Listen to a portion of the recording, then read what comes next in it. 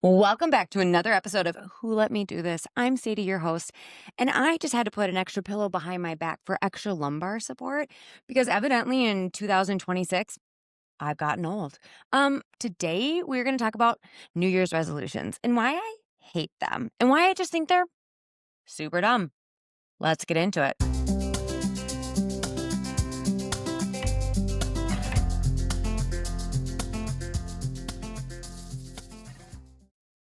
Hey, Fraud Squad. Welcome to Who Let Me Do This. I'm your host, Saidee, and this is the podcast for anyone who's ever looked around and thought, wait, who trusted me with this job, with these kids, and with this life? Here's the deal. I'm not here to hand you the perfect 5-step plan to get your life together. I'm here to share the chaos, the fails, the small wins, and the oh my God, same moments of trying to be a working mom, a decent human, and occasionally a functioning adult. And because we are all out here winging it together, I'll also bring in actual experts to drop some wisdom and share tips that might make our lives easier, just a little. So if you're listening, congrats. You're officially a part of the Fraud Squad. That's our little community of imposters, hot messes, and overachievers who are all just faking it together. So grab your coffee, grab your wine, or let's be real, grab the leftover food from dinner that your kid didn't eat, and let's dive in. Oh, and if you like what you hear, hit subscribe so you never miss an episode and share it with a friend who could, I don't know, use a laugh or maybe just a little solidarity. The more of us in the Fraud Squad, the better. Okay, so I know people are going to instantly hate this or they're going to love it. Yes, I hate New Year's resolutions. I never do them. Or Sadie, like, why are you hating on people trying to better themselves? I'm not hating on people trying to better themselves. I think it's great that you want to better yourselves. I don't understand why you're waiting until January 1st to do it. If you don't like something about your life, fix it. Do something different. Do one new step. If you are unhappy with your job, take a step in the direction of finding a new job. I'm not so naive that I'm going to say, go get a new job. I know what the market is like, people. I work in HR, okay? But what I would say to you is start thinking about what do you want to do next? Start looking for new jobs. Maybe start editing your resume. Start seeing what is out there. What are you worth? If you are unhappy with the way your health is, whether it is your hormones or your stress levels or your weight or your fitness level, don't wait till January 1st to fix it. You guys are going to hear this episode after January 1st. And so if you are one of those people that's like, whatever goal I set on January 1st, I've already messed up. I'm not going to do it. No, get back on that horse tomorrow. We're going to talk about setting yourself up for success and why you probably just shot a little bit too high and originally. And if you missed January 1st and you didn't set a goal, but now you're hearing this episode and you're like, you're right. I don't have to change my whole life, but maybe I'm just gonna make one thing better. Let's start, people. It is Monday morning when you're listening to this. No better time. But guess what? I don't care if you do it on a Tuesday. I don't care if you do it on a Wednesday. Just do it. And listen, if you like your life, don't do anything. But if you are complaining about your body, your relationships, your sleep, your whatever, what could you do to change it? Sleep probably isn't fair because I complain about sleep all the time and I just actually don't know what else to do. I've incorporated more naps into my day, but sometimes my Aura Ring tells me they're poorly planned. But listen, Aura Ring, I'm a mom of 3 kids with a full-time job that I work way too many hours at. When mama gets a chance to nap, I don't care if it's 4:30, okay? I don't care. That might be the only time I have to nap for a week. So if that is what's gonna get my sleep score past a pay attention, that's what we're gonna do.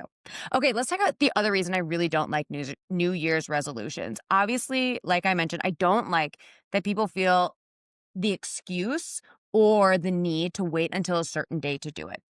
The other thing I don't like about New Year's resolutions is it has become such a societal thing. And while I think there's something really cool about society as a whole saying, hey, it's a fresh start, it's a new year, like, what are we going to do to better ourselves? I think that's great. But I also think it's created this expectation and environment where if you don't have a New Year's resolution, it's like frowned upon. And really, it's just someone else putting another expectation on us. And what do we as moms not need any more of? New expectations, especially from unsolicited people. Okay. So if your life is going swimmingly, fucking let it go swimmingly. You don't need to start a new workout routine. Okay. Just because Joe Schmo said you did. If you're going on your walks and you're feeling good, if you're going to the doctor and they're like, keep doing what you're doing, listen to them. Keep doing what you're doing. Okay. If you are one of those people that said in 2026, I'm not going to drink Diet Coke because I hear that it's not good for you, I debunked that. There was an Instagram post. I absolutely did not fact check it. But it said that Diet Coke actually isn't as bad for you as we originally thought, which thank God, because I never stopped drinking it. And now I never will. If that's what it's going to take the edge off on those days where I've had it with the world, I've had it with my children, I've had it with my corporate job. If it's a Diet Coke that's going to, take the edge off, if that is going to be the millennial cigarette, but doesn't actually kill you like a cigarette, let us be. I should be drinking a Diet Coke right now. I'm drinking wine. That I think actually is not as good for me, but tastes good. Tastes good. Okay, so I just think that like New Year's resolutions have become the societal expectation, and I don't like societal expectations. There is enough of them. They are so unfair. And I feel, and maybe this is just my mind, I feel like there is a bigger emphasis on women having New Year's resolutions, often about losing weight, than men. And I think that's really annoying. So those are my two biggest gripes with New Year's resolutions. Now we're going to talk about my third gripe with New Year's resolutions. People go too hard. They go too hot for their New Year's resolutions. Again, I'm not saying I don't want you to better yourself, but if you have not stepped in a gym in 5 years, don't be that person on January 1st that tells yourself that you're going to work out every day or that you're going to run a marathon in 2 months. And again, I'm not trying to poo poo. I know there are people that accomplish this. And honestly, good on you. But the majority of people are going to set this unrealistic expectation for themselves. I'm going to wake up every morning at 5 a.m. and work out. I'm going to wake up every morning at 5 a.m. and meditate. I'm going to get 9 hours of sleep every single night. While these are all amazing things, they're not realistic. And then what happens is that you try to do it, you get frustrated because you miss a day or you miss a week or you're not feeling better. And then you quit. You quit. I think the other thing, like here's another example, dry January. I think there's nothing wrong with not drinking. I think there's nothing wrong with being sober curious. I think there's nothing, I want you to live your freaking life. But I've done dry Januaries. And for me, it was just like a feat of strength. Like, can she do it? And like, obviously, yes, I can. But with dry January, it becomes something that is laborious. So instead of just being like, hey, in the new year, I don't want to drink as much. Or in the new year, I want to be more conscious of my health. And here are some ways I'm going to do this. I'm only going to have one drink when I go out to dinner. Or I'm not going to have this type of drink. Or I'm not going to drink after this night. Or I'm only going to drink on the weekend. Or whatever it is. It all depends on what people's drinking habits are. But the people that go into dry January, I feel like they're going into it for the wrong reasons, kind of like I did, to just like prove to themselves that they can do it. And then they'll go to an event, they'll go to a baby shower, or they'll go to a wedding and everyone's toasting champagne, which is a completely appropriate time to have a glass of champagne. And they feel like they can't do it and it becomes restrictive. And I think oftentimes these New Year's resolutions becomes like, how tight of a box can we put ourselves in that doesn't feel natural to us? And then we break it and we feel like a failure. Where ultimately, if we unpeel, like, why are we doing a dry January? Or why are we saying we want to work out 5 days a week? It's to get to a goal of better health. It's to get to a goal of feeling better about ourselves. It's to get to a goal of better sleep, whatever that might be. And you can accomplish that without working out 5 days a week. Maybe it's one day a week to start.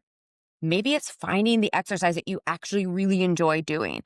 Maybe it's not having a glass of wine mindlessly when you're cooking dinner and just being a lot more intentional and thoughtful about what you're drinking and when you're drinking it. And is there emotion behind it? Is there a purpose for it? Does it feel good or does it feel gross?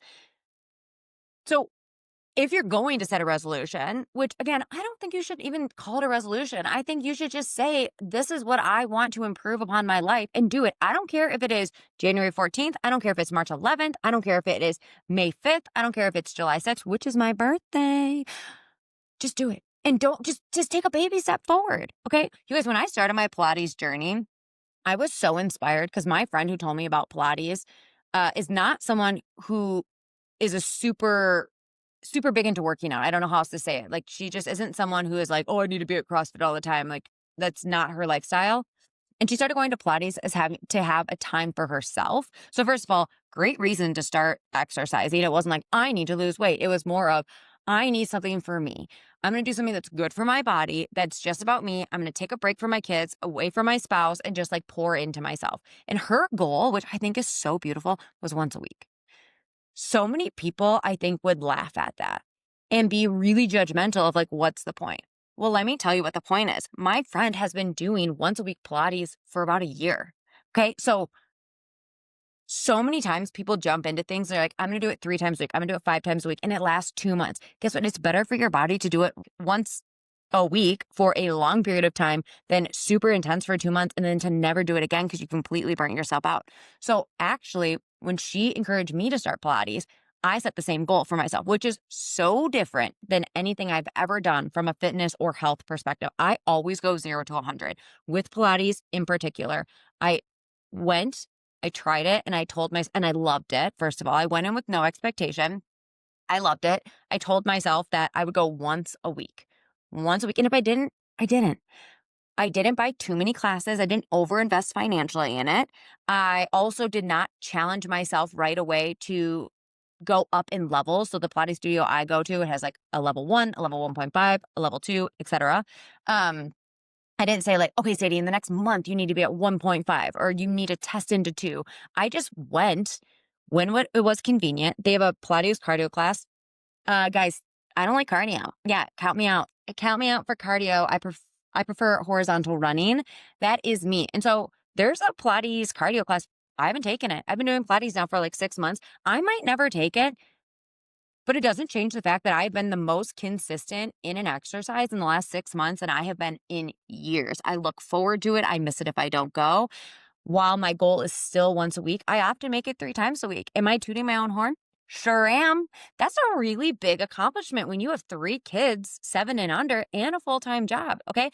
And a podcast. But if I don't make it and I only make it that once a week, and even if I miss a week because I'm traveling for work or just like people are sick, or guess what? I'm just too effing tired. It's fine. It's fine. And it truly has completely changed my mindset. So all of this to be said, we've gone on a massive tangent, which we know is the name of the game at the Who Let Me Do This podcast. Anywho, but if your goal is to move more, if your goal is to get better sleep, like instead of saying I'm gonna get 9 hours of sleep every single night, like let's make it more bite-sized. Tell yourself that you are going to try and sneak in a nap. Maybe you are going to start reading before bed instead of watching TV. Maybe you're going to get into your bed 15 minutes earlier. Maybe there's one night a week that you get into bed earlier than you usually would. There are so many little baby steps. And if it feels good and it feels right with your body, you're gonna wanna do it again. Okay. And if you get off of your routine, you're going to want to pick it back up because it felt good in your body, whatever that is. So stop making these resolutions that are just so unattainable because guess what? Most 80% of people are going to fail and then you're going to be frustrated. Then you're not going to do anything until next year. And no one needs to go into 2027 feeling like a failure. Okay. With that being said, one thing I do not have a New Year's resolution, a true New Year's resolution this year. But one thing that I am getting more into and I'm really believing in is manifestation. And you might think that's woo woo. I don't care. I will say when I'm manifesting, it's truly just like, what are the things that I want? And less of like, what do I need to do today to fix X, Y, and Z? It's more of the positive spin on it. Like, this is what I want to accomplish. And are my actions, are my relationships, are my projects, are those things moving me there? Is every day going to get me closer? I don't know yet. I mean, I think there are days where I'm like, I don't have it in me to work on the podcast. I don't have it in me to go to Pilates. I don't have it in me to, do 200% of my corporate job. Like that day, I might only get to show up at 100% or God forbid 70%. But I really have started to believe in the power of manifestation. And instead of saying my resolution is this is just what I'm working toward. And maybe it's similar. Maybe it's the same. I actually don't know what the difference is.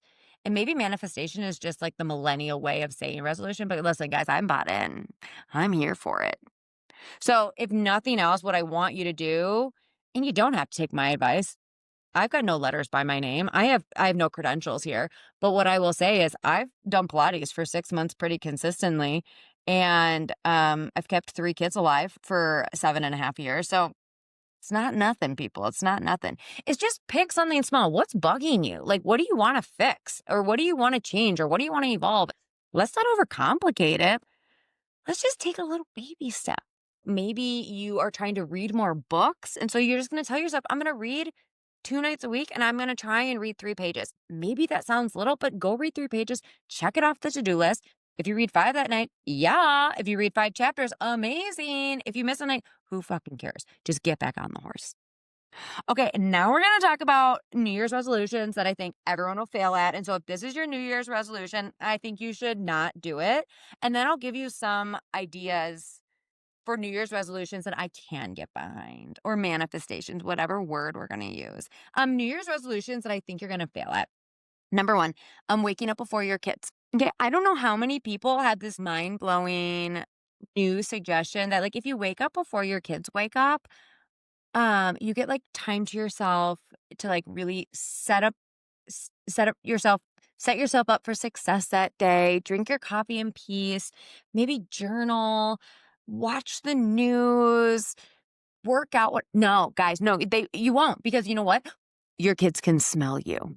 If you wake up, it doesn't matter how early you wake up because I've tried this so many times, right? I'm like, "Okay, my kids wake up about 6:30. I'm gonna wake up at 6." Well, guess what time my kid woke up? 6:02.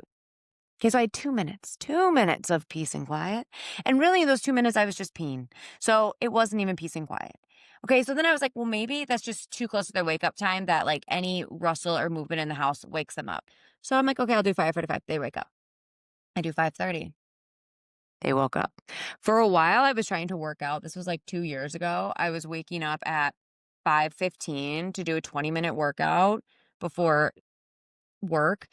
Also, guys, like, this makes me sound so much more, like, disciplined than I am. It didn't last, so that's why we're at Pilates once a week. But I would get up at 5:15 to work out. I can't tell you, the majority of mornings, I would hear a little pitter-patter of feet at about 5:20. Like, I had just pressed play on my workout, and so I would still do it, but, like, it wasn't productive. And then I'm like, "Well, I might as well be getting this extra 45 minutes of sleep." So that shouldn't be your New Year's resolution. I mean, if it's working for you, great, but, like, I don't really wanna hear it. Okay, number 2, try and eat healthy. If you do that, who is gonna eat the chicken nuggets that your kids decided they didn't like on a random Wednesday night when they've asked for them? Who's gonna eat the leftover pancakes on a Sunday morning that you've labored over? Who is going to eat the french fries that they didn't finish from their Happy Meal? It just feels wasteful. So while we could add some fruits and vegetables into our diet and make sure we're getting our protein, for you to say that you're just like not gonna eat fast food anymore, you're not gonna eat unhealthy anymore, it feels like you're setting yourself up for a failure. And so I'm just here to tell you that I just like don't think it's a good idea. Okay.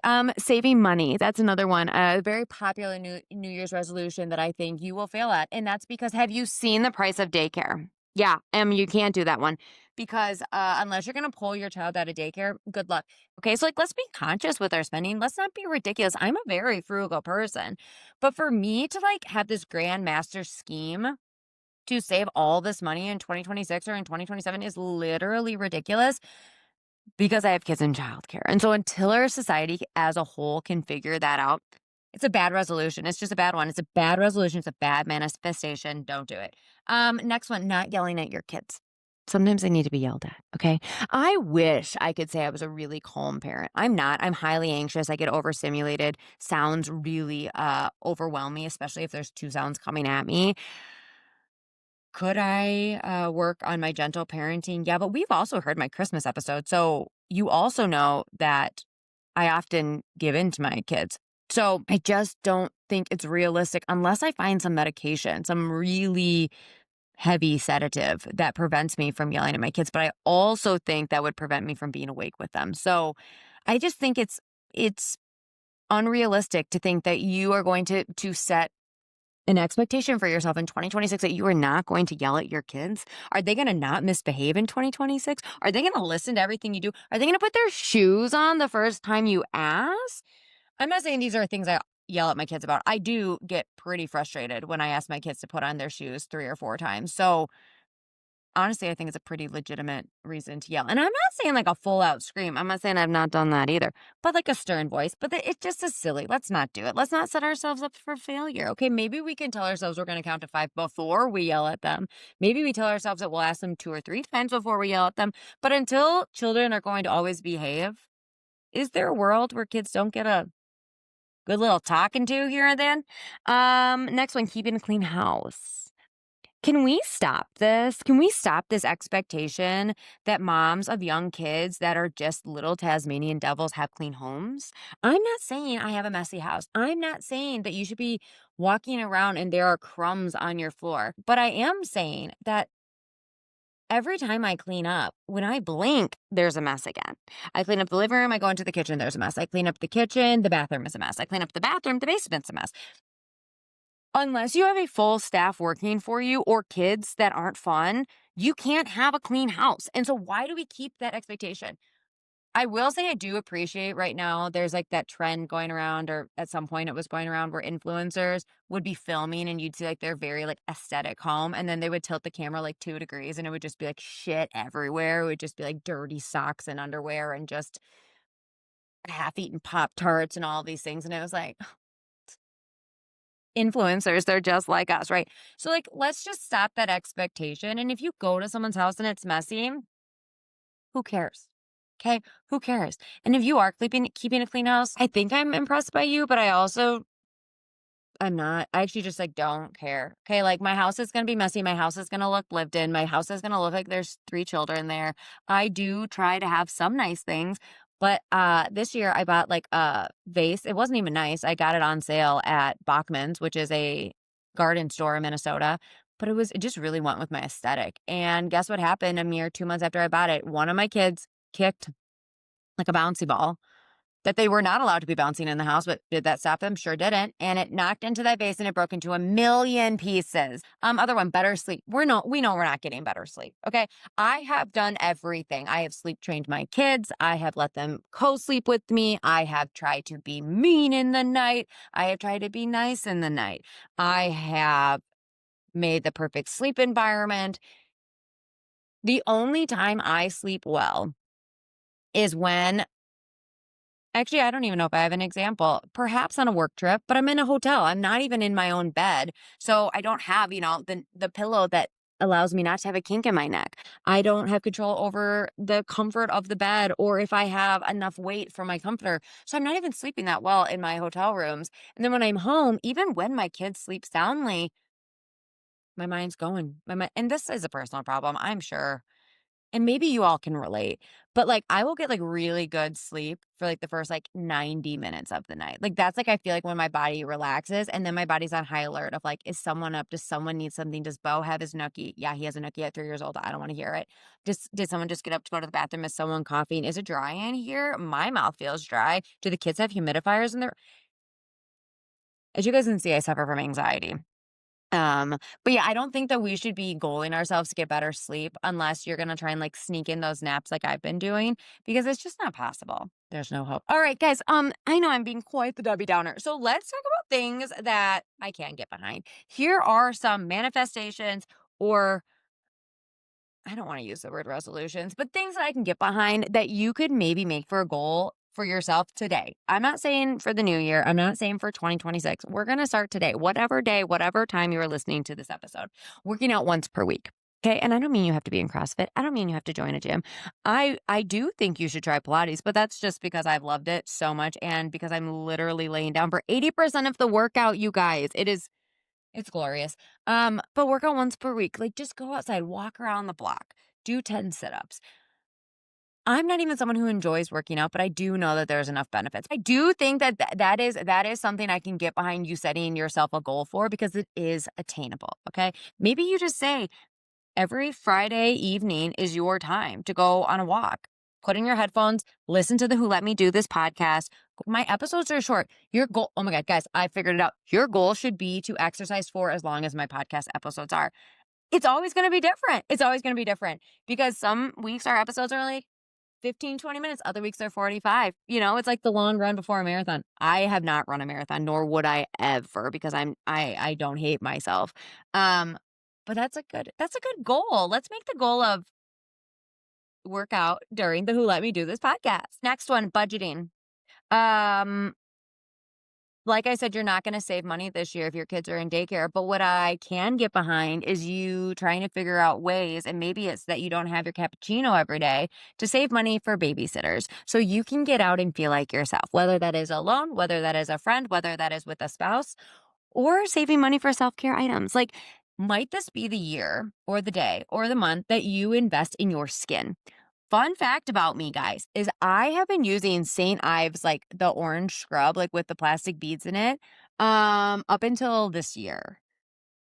There are a lot of things we could go down with my hygiene, but I am very similar to a 14-year-old boy with my hygiene routines. I was washing my face with the St. Ives, and I just love the way it scraped my skin. The exfoliation just felt magnificent. But I was um bullied? Is that the word? No, I'm just kidding. It was with love. Um, with some friends that reminded me that what I was doing was so bad for my skin and quote unquote cancer causing. So I did switch to new skincare, and it is pretty luxurious. I feel fancy when I wash my face, and I will tell you that's a good feeling. So yeah, let do we invest in skincare items? Like they're not as expensive as I actually thought they were. There's a whole gradient of different pricing for these self-care items. Or maybe it's that you start getting your nails done. I'm not gonna lie, that is actually pretty expensive, but I will say, like, I have my nails done all the time, and it makes me feel put together on my worst days. Because, like, you just look down, think about how much you look at your own hands. Like, when you're typing, you look at your hands. We're always on our phones, you look at your hands. When you're driving, you look at your hands. Like, if there's any part of our body that we probably look at the most, I bet it's your hands.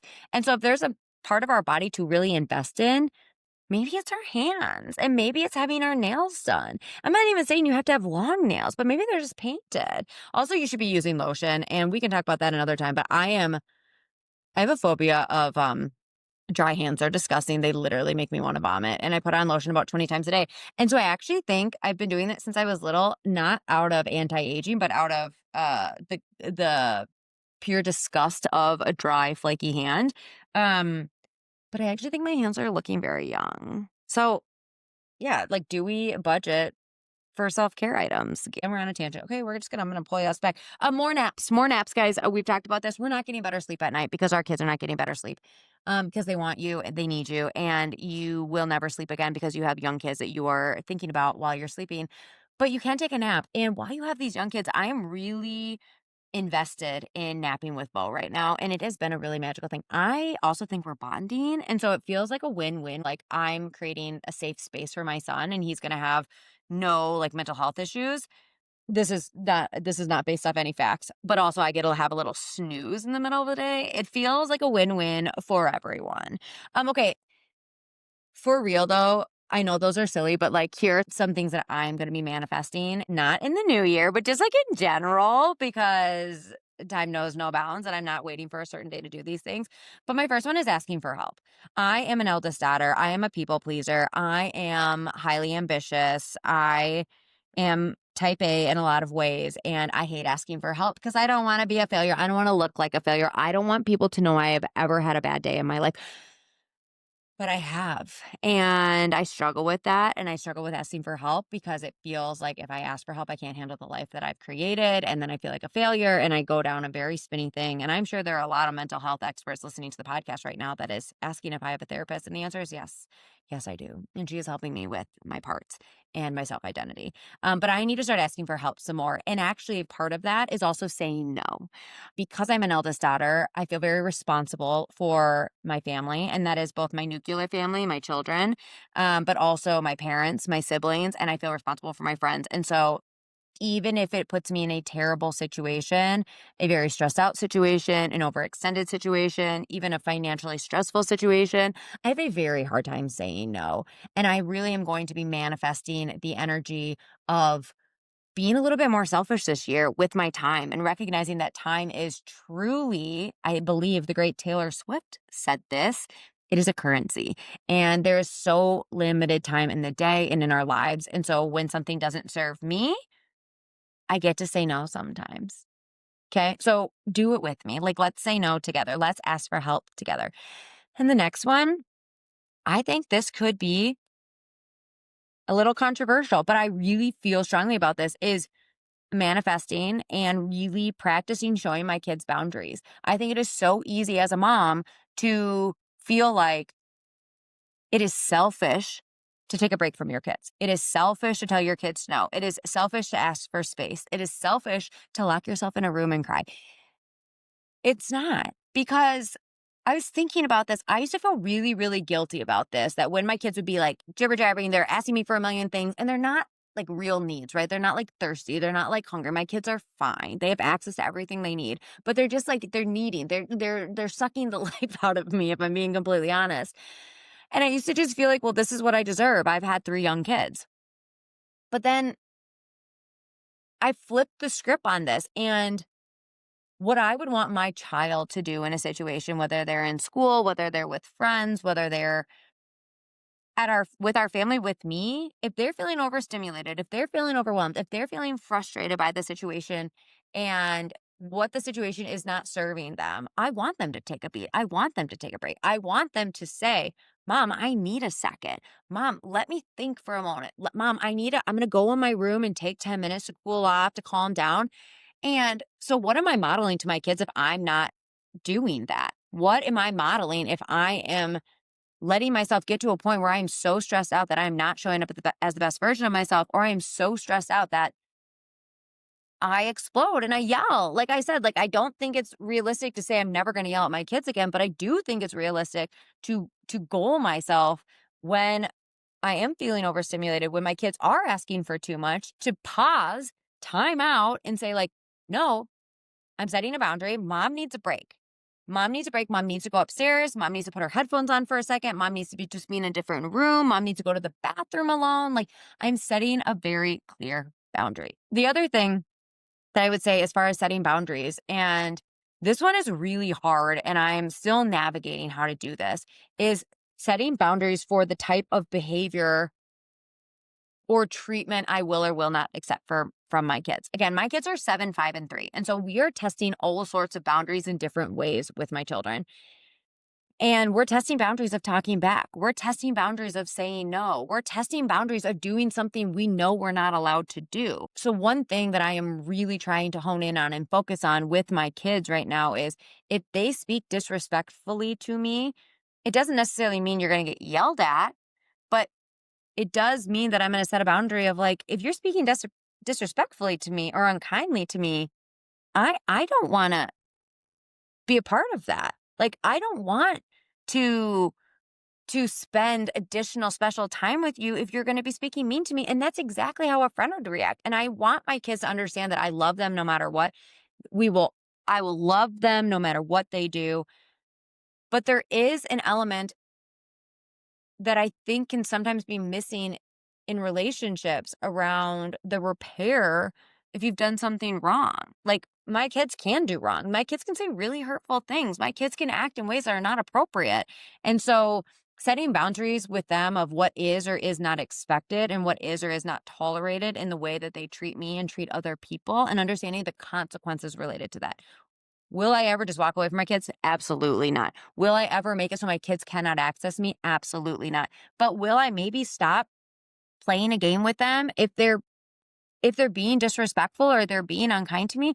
Yes, because people don't want to play games with you if you're doing that. And am I going to voice to them exactly what's happening and why? Yeah. And then are we going to have a conversation later? Yes.